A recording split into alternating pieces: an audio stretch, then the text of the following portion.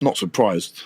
I know you said Spencer Fury wasn't surprised either when you had him on, but I did it. I wanted Fury to win as the Brit, as a Fury fan. Yeah.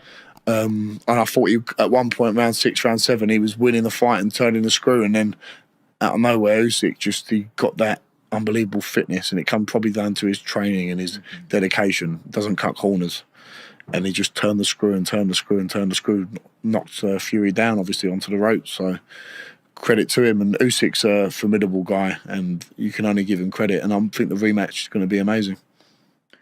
What mistakes do you think Tyson Fury made in that fight? I spoke to Jimmy Tibbs about this, legendary trainer, obviously, dad of my trainer, Mark Tibbs. And he said, yeah, he looked good. He lost weight, but not always good to lose weight as a heavyweight. He might have been better off being 19, 20 stone. I don't know what their plan was in the camp. I'm not an expert on their camp. I'm not trying to tell them what to do, but it made sense to me. If you're a big guy, you might not look body beautiful. You never will. And maybe that bit of weight might have helped him. Could have hindered him. Could have made him a bit slower. But sometimes losing weight lowers your punch resistance. You haven't got as much energy. You might look a bit better, but it might just be a little bit of an aesthetic thing rather than an actual fitness thing, you know. Look at there's been some massive guys in the past. George Foreman, when he came back, was a big old unit. Larry Holmes hasn't always been the most ripped guy, you know. You don't have to be completely chiseled or thingy to. You have to be completely chiseled to be a great fighter. Some fighters are naturally like that, but being a bigger guy, sometimes you've got to use that weight, and maybe coming in a stone or two heavier wouldn't have been a bad thing. What does Tyson need to do differently apart from the weight this time? That uppercut he was throwing was really effective when he was throwing that. I thought that was good. Maybe a little bit less showboating, but that's why we love Tyson Fury, because he is like that. And if he won that fight, we would have been singing his praises, saying he showboated at the same time. But that can all make a difference. That's another 2-3%. Maybe would have helped some energy down the line. But he's the bigger man. You've got to use that as best you can and keep sticking that big jab in his face, whether it's a big hard jab or a sticky little annoying jab, you know. Use that, and then you can blind him with that and keep bringing that uppercut, because I thought them uppercuts were beautiful he was hitting him with. It was a shock when Usyk hit him straight on the face. It just felt like something. I was gutted. Even he felt like that. I was like, my heart was going down. It's like watching the England match and they got down. You know what I mean? That's how I felt. I can't believe how he stayed up, Fury. You've got to give him credit for that. And he saw it through, because a big man like that, getting caught like that, and the energy it takes to stay up, he's a fighting man. And we've got to remember he's had 3 fights with Wilder, and Wilder's a shell of what he used to be. And you've got to ask yourself, how much of them fights taken out of Tyson Fury and Deontay Wilder, especially the 3rd fight. That was an all-out war. And as a professional boxer, and especially a heavyweight, you can only have so many wars like that before it catches up with you, you know? Why? Wear and tear, big old unit. Human beings aren't designed to smash each other up like that, especially 20 stone guys, 16 stone, 17 stone plus. You can't take severe punishment like that, getting punched on the head. It's not healthy, is it? That's the bottom line, to be getting punched in the head repetitively, especially by the big guys. So you can only go to the well so many times, and Fury's probably only got 1 or 2 more times to do it.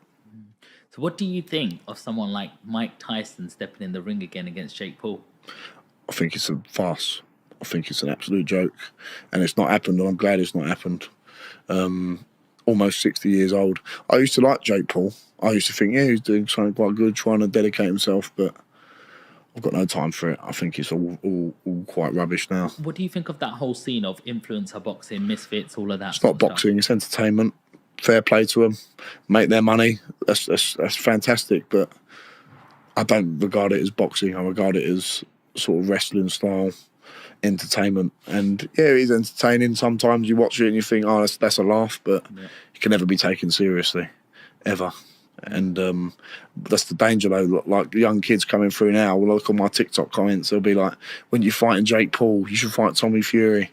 And like they don't understand what we have to go through as professional boxers. I know Jake Paul trains really hard, KSI, and fair play to him for making loads and loads of money, and they're great businessmen. But I mean, come on, fighting a 60-year-old nearly Mike Tyson versus Jake Paul, I've got no time for that. How do you think that plays out? Because it is scheduled for November. I think, well, considering that Mike Tyson had to be taken off a plane, didn't he, for having heart problems, I don't think they should be sanctioned at all, ever. It's wrong. Who is your favourite boxer of all time? I've got a few. Lennox Lewis being one of them. Yeah. Unbelievable. Rocky Marciano. Yeah. Old classic guy. The modern guys, Joshua, Fury, love them two the most. There's no Tyson in there? Mike Tyson? Oh, Mike Tyson, unbelievable. But in terms of my favourites, probably Lennox Lewis, someone like that, Vitaly Klitschko. But Mike Tyson, in his prime, watched him 18, 19, 20 years old, smashing people up who were like 10 years older than him, getting a world title at 20 years old. Unbelievable. Johnny, a big name has just been dropped. Yeah, everyone's talking about Chisora and you. Yeah. You know, everyone's just like putting you straight into that Another mix legend. now. He's like, you know, War Chisora. They call him, don't him? He's like a real veteran. Couldn't believe he beat Joyce. Couldn't believe that. Yeah, I thought Joyce would be able to deal with him, but Chisora just keeps coming back. He's had 2 wins on the... Is it 2 wins on the bounce now? Who did he fight before? He fought someone else recently, but he just keeps coming back, and if he's still winning, Joe Joyce is a great name to have on your resume. So I've got a lot of time for Joe Chisora. He's a legend, and people have been bounding our names around. Eddie being the main man who's been doing that, and I feel a bit disrespectful to thinking like I'm calling for that fight. So I'm not calling for it, but if Derek Chisora came and said, let's have a fight at the O2, let's set it out, I want to do it, I wouldn't say no. It would be an honour to share the ring with Derek Chisora, and I think I'd have a good chance in. Not saying I'd win it, but I'll give a good account of myself, you know? Yeah. How much of a task is it for Chisora being a 40-year-old? That's the problem. Maybe if it was 3-4 years ago, I'd feel slightly differently. But age waits for time waits for no man, and he's been in some grueling fights, and I think Del Boy's a great character, and I think he's a unbelievable guy, unbelievable for British boxing. He'll go down and be remembered by a lot of people, and time waits for no man. How important is timing in terms of when you're facing your next opponent? You know, if you go straight for Chisora, where do you go from there? You might be able to, you know, face an opponent like that. You might be able to get through a wall like that and show a lot of, you know, toughness. But is it too fast, too soon? Because you've had all these first-round knockouts. Not sure how much experience you're getting in the sort of actual ring. Fighting Chisora, imagine beating him. Where do you go from that? That's the thing. It's not an immediate fight. It's whether it's just an idea that's been bandied about. I've obviously got Rudenko locked in for my next fight. That could give me some great experience. He could be he'd probably be my toughest fight to date. And then you assess from there. It's very important, as you say. You've got to look at one fight at a time. And all that's on my mind right now is beating Rudenko whenever that happens in the next month or two. How does it feel like when you're training for a fight? You've got your trainer there, you've got a manager there, you've got a whole team around you. What happens when you're in that ring and you're alone all of a sudden? That's it. That's the name of the game, isn't it? Like, it doesn't matter how... This is the thing with boxing. It's quite unique in a way. You don't have 10 other football players on the pitch. You don't have 14 other rugby players. If you cut corners, it's going to show. And if you're moaning about coaches, trainers, managers, it's up to you to put them all into line, because at the end of the day, you're the one who's going to be seen in the ring and be accountable for what's happened in the camp. So you've got to take an onus on that and be the boss. And fortunately, without sounding arrogant or belittling the other people, you've got to be in control, because the only person it comes down on when it all goes wrong is you. That's the bottom line. And you're the one who takes the punches in the head. No one else does. Not your manager, not your trainer, not your promoters, not your strength and conditioning coaches.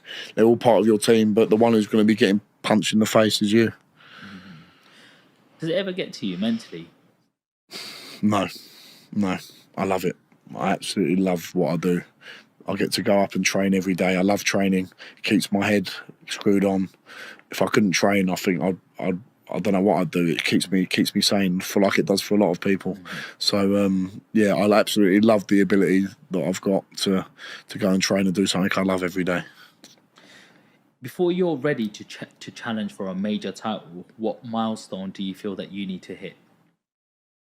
I don't think of it in that way, Sean. I don't think I have to hit anything. I think the map is in my destiny of where I'm meant to go. All I have to worry about is winning the next fight. There's no milestone I think of in my head that I think, well, I've got to do this amount of this or do that.